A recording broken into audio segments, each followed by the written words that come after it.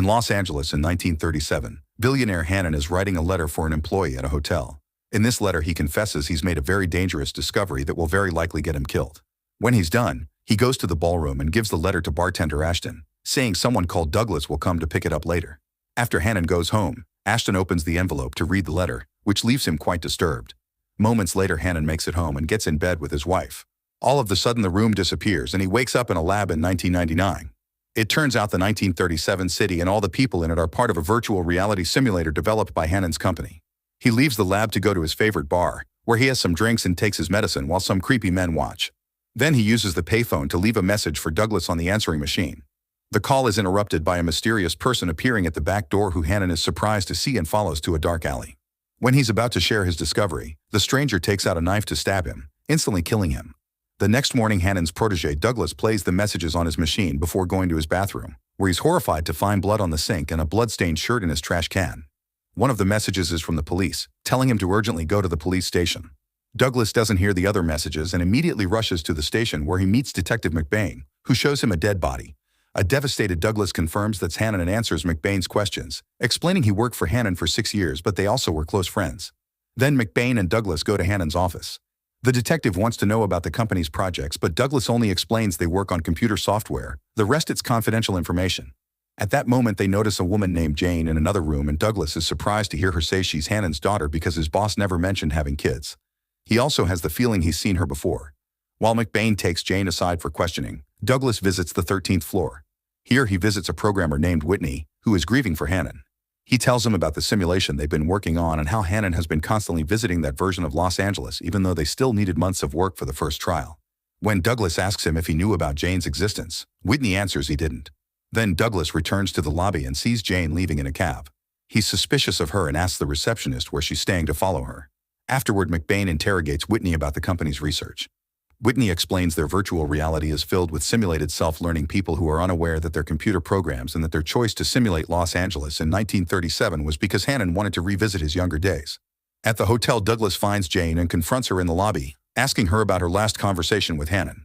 Jane explains she lived in France and a few days ago her father asked her to come to the USA to help him shut down the company.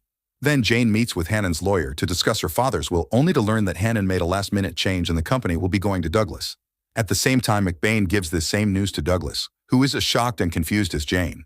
This change now makes Douglas a suspect. Douglas says that on the day of the murder he didn't talk to Hannon, causing McBain to explain that Hannon's calling card was used right before he died. At home, Douglas hears the rest of the messages in his machine and finally finds Hannon telling him about the letter he hid in the simulation. Hannon said he found something amazing, but the recording ends when he asks the mysterious person, "How did you find me?" Douglas immediately rushes to the office and after searching for Hannon's information on the computer, he asks Whitney to connect him. Whitney at first refuses and explains how dangerous it is, but Douglas changes his mind by explaining the clues point at him. So either he killed Hannon and forgot or he's being framed. When Whitney says he can only give him an hour, Douglas convinces him to make it 2, which is dangerous. Then Douglas lies down in the simulation chamber and after lots of lights and transferring time, he appears in the virtual reality, having taken over the body of a bank clerk. It feels very strange and Douglas has to run to the bathroom to put himself together. The boss says he looks terrible and gives him the day off. Douglas leaves the building and is amazed by the details of the old Los Angeles, which feels absolutely real. Whitney told him that when Hannon connected to this reality, he occupied the body of an antique shop owner in Pasadena, so once he's calmed down, Douglas heads there in a cab. Soon Douglas makes it to the store and is shocked to discover that the owner Grierson looks exactly like Hannon. The man doesn't recognize him, but he does think Douglas looks familiar. Next, Douglas goes to the hotel and asks the dancers for information on Hannon until one of them tells him to see Ashton. Douglas is shocked to see Ashton's face matches Whitney but doesn't comment on it. He just starts asking questions. Ashton explains Hannon is a regular client and he always goes for young girls, which also surprises Douglas. When he asks about the letter, Ashton pretends he doesn't know what he's talking about. Suddenly, Douglas starts feeling ill because his time is about to run out, so he runs to the bathroom as his body starts having a seizure. In just a second, Douglas wakes up in the lab still feeling sick while in the simulation. Ashton notices that the body that Douglas used doesn't know where he is or how he got there. In the lab, Whitney helps Douglas calm down and scolds him for choosing 2 hours. However, his mood improves when Douglas tells him how good and real the virtual reality is. Unfortunately, he gets upset again when he hears that Hannon has been using this virtual reality to get it done with girls. The conversation is interrupted when a guard announces someone is asking for Douglas in the lobby. Douglas goes down and meets Tom, who explains he saw Hannon in the bar the other night. He also asks to speak privately, so Douglas takes him to the parking lot. After asking for money, Tom begins beating Douglas up while accusing him of taking Hannon. Douglas defends himself and hits back, smashing Tom's head into a car window. Tom calls Douglas crazy and part of America's Most Wanted before running away. Sometime later, Douglas calls Jane and invites her to dinner. He tells her about the message that Hannon left him, yet he can't remember if he saw or talked to Hannon on the day of his death. Jane advises Douglas to tell everything to the police and stay away from the simulation, which may be causing the memory problems. Douglas thinks he met Jane before, but she refuses to talk about her past.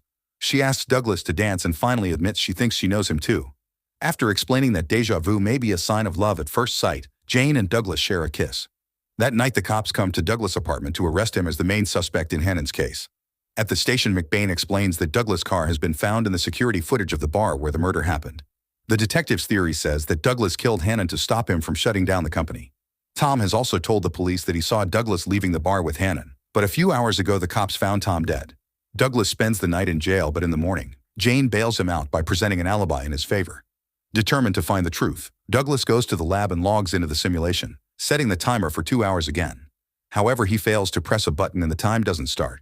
The computer tries to warn him, but Douglas is already in the chamber. When he appears in the virtual reality, Douglas is in the middle of a dance competition. He immediately abandons his partner and returns to the antique shop, hitting the window with a rock to make Grierson come out. At first, Grierson doesn't want to see him, but Douglas explains he can tell him why he sometimes loses time and wakes up with no idea of where he is. Grierson admits that after waking up, he sees flashes of another man's life and his wife has smelled the girls on his clothes. He also mentions he's found something strange under his bed. He takes out a briefcase containing a very fancy suit, saying he never bought it and doesn't remember wearing it, but still fits him perfectly. Douglas realizes Hannon kept the suit here to wear it whenever he logged in. Afterward, Douglas takes Grierson to the hotel, where the staff calls him Hannon. When they enter the ballroom, Grierson concentrates as hard as he can to look for any traces of Hannon's memories. Seeing the girls helps, and he remembers that Hannon gave a letter to a man.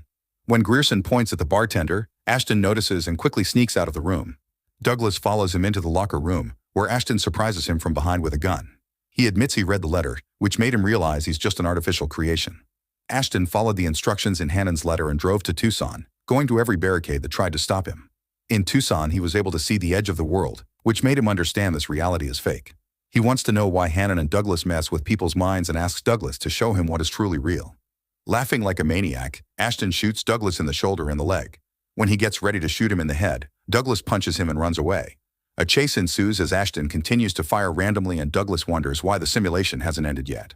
Ashton follows a trail of blood into the swimming pool and Douglas catches him by surprise to start beating him up.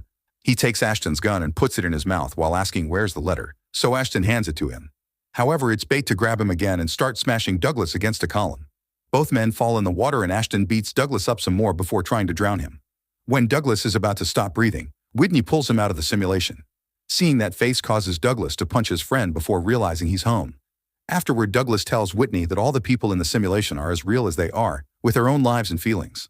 He thinks they shouldn't be messing with their heads and that his project was a mistake. Whitney tries to convince him they just programmed it that way, but Douglas storms off. At the hotel, Douglas finds McBain waiting for him to tell him Jane has disappeared. After doing lots of research, McBain has confirmed that Hannon didn't have any kids and that there's no woman with Jane's name in the USA or France. Getting worried, Douglas finds the taxi driver who picked up Jane a few days ago and pays him in exchange for information. It turns out Jade took the cab to go to a neighborhood nearby, so Douglas visits the town and asks around until he discovers that the body Jane uses is a cashier at the grocery store. When Douglas walks in, she doesn't recognize him, but she does admit he looks familiar. With Ashton's story still in his head, Douglas follows the route described in the letter and goes through a few barriers before finding the edge of the world. He's shocked to discover a wall of code and wireframe, which means his reality in 1999 is as fake as the 1937 one. It also means he's not real either. Meanwhile, McBain finds the cashier who looks like Jane, but she doesn't recognize him. When McBain makes his officer check her records, he learns that her friends notice she's been going out all night and sleeping all day. At that moment, Jane enters the body and sees McBain outside, so she hides and calls Douglas to ask him to meet him at Hannon's office. Moments later, Jane is telling Douglas the whole truth. There are thousands of virtual worlds, but this one is the only one that ever created a simulation inside the simulation. Jane didn't kill Hannon. She was sent after his death to pretend to be his daughter and inherit the company. She was supposed to shut it down, but he tricked them by changing his will. Douglas' body stabbed Hannon, but it happened while it was being controlled by a VR user, who happens to be her husband David. Jane explains her husband got addicted to the simulation and it corrupted him into becoming abusive. She thinks that since Douglas and Hannon saw the edge of the world, it proves they have a bit of soul in them and are real. Since the simulation started, Jane has been watching Douglas and falling in love with him. Douglas insists he isn't real and can't be loved, so Jane kisses him and to do the dirty. Meanwhile, Whitney connects himself to the virtual reality and appears in Ashton's body while he's driving. Whitney has to quickly dodge the traffic but ends up crashing against some boxes and cans anyway. While he looks at his new body in the mirror, the police surround him and ask for his license. He looks for it in the glove box and finds a gun, which he quickly hides before getting Ashton's wallet. The cop sees the license and believes the story of the car slipping in the rain, so he lets Whitney go. However, when he's about to leave, he hears a noise in the trunk. The officer makes Whitney open it and finds the bank teller's bleeding body tied up. He tries to arrest Whitney, who steps back in shock and is accidentally hit by another car. At that moment, the timer ends and Whitney wakes up back in the lab. However, he doesn't know how to use the automatic doors and keeps poking things. The guard notices this strange behavior on the security cameras and calls Douglas to warn him. After Douglas leaves for the lab, Jane calls McBain. Minutes later, Douglas arrives at the company building and finds the guard unconscious on the ground with no gun. Then he checks on Whitney, who is laughing at the TV as if it was something new. By only exchanging a few words, Douglas realizes this is actually Ashton, who got to come back because Whitney was killed by the car. Douglas then explains to Ashton that this world is also fake, but Ashton still wants to see the place where he was born. The men get in the elevator, and at that moment, Jane's husband David takes over Douglas' body. He stays quiet for now and takes Ashton to the room with all the computers that run the simulation program. While Ashton looks around, David finds the guard's gun and shoots Ashton twice to kill him. Moments later, David reunites with Jane, pretending to be Douglas at first. While they kiss, David reveals his real identity and starts beating Jane up for getting dirty with another man. He throws her on the bed and starts choking her, so Jane reaches for the alarm clock and hits him in the head. She starts running as David opens fire, rushing right into the elevator. When David tries to hold the door, she pounds on his hand until he lets go. A furious David starts shooting the elevator doors, but the bullets don't pierce it. When Jane makes it to the lobby, she discovers the front doors are locked. Soon David catches up to her and gets ready to shoot, but he misses and the bullet breaks the window instead. It turns out McBain came because Jane called him and shot David just in time. She planned her husband's death and Douglas' body all along to trap his consciousness in this world.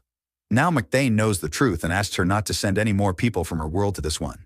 Moments later, Douglas wakes up in David's real body and looks around the new place, reading on the newspaper that it's the year 2024. Jane wakes up as well and shows Douglas the futuristic world she lives in. She also says hello to her dad on the beach. It was his face they used to design him in. Make sure to subscribe and turn on notifications so you can watch more videos like this. Thanks for watching.